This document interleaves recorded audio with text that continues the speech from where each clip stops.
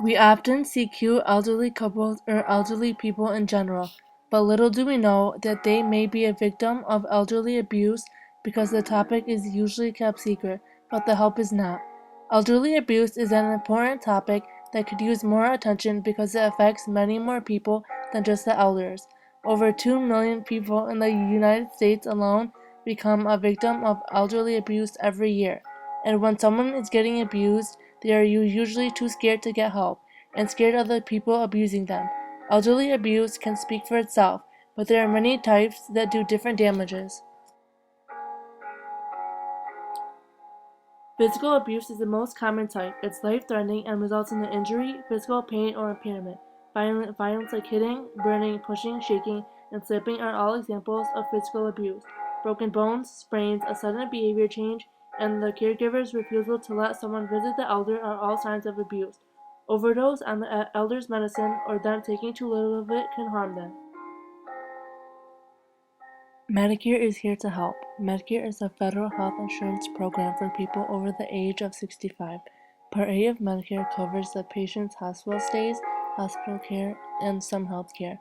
Part B of medicine covers some doctor services, outpatient care, which is when a patient goes home but still gets hospital care, which is really expensive, and then medical supplies. Emotional abuse is the pain and distress you cause an elder by the words you say. Threats and harassment is putting the elder's life at risk. As weird as it sounds, the silent treatment is an example of emotional abuse. Treating elders like a baby is emotional abuse, and it also leads to the person taking them away from their family and friends.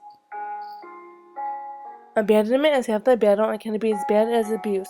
It's usually done by someone who is responsible for the elder, like a caregiver at a nursing home or a family member, leaving the elder when they have to take care of them because they can't be on their own. Leaving an elderly person at a hospital or a nursing home is the same. Leaving them at the mall or just not being there when they need you is abandonment. It's easy to spot the signs of elderly abuse just by the way the elder acts. Unsafe living and untreated health problems are the obvious ones and should be reported right away before it gets worse.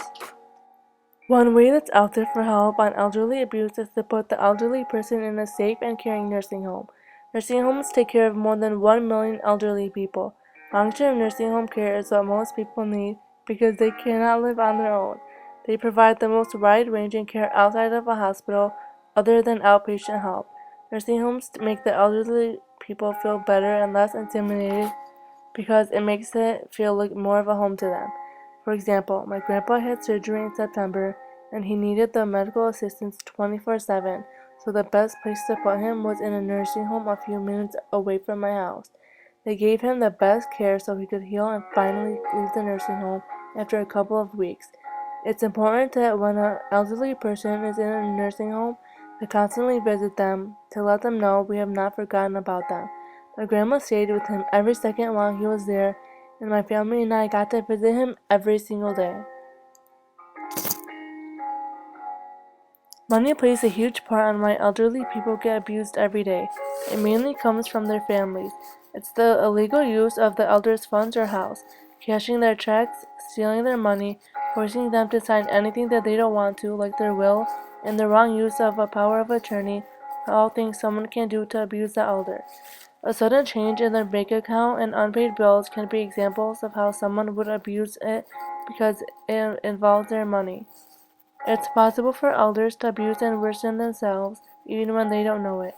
It also happens when the person responsible and caring for them fails, and they can't help themselves on their own. Self-neglect happens when a mentally stable person makes voluntary actions to threaten their own life. Elderly abuse needs to be more known around the world and it happens every day. It affects a lot more people than you think, and thankfully, there are many organizations around the world trying to put an end to it. For more information, go to the NCEA website.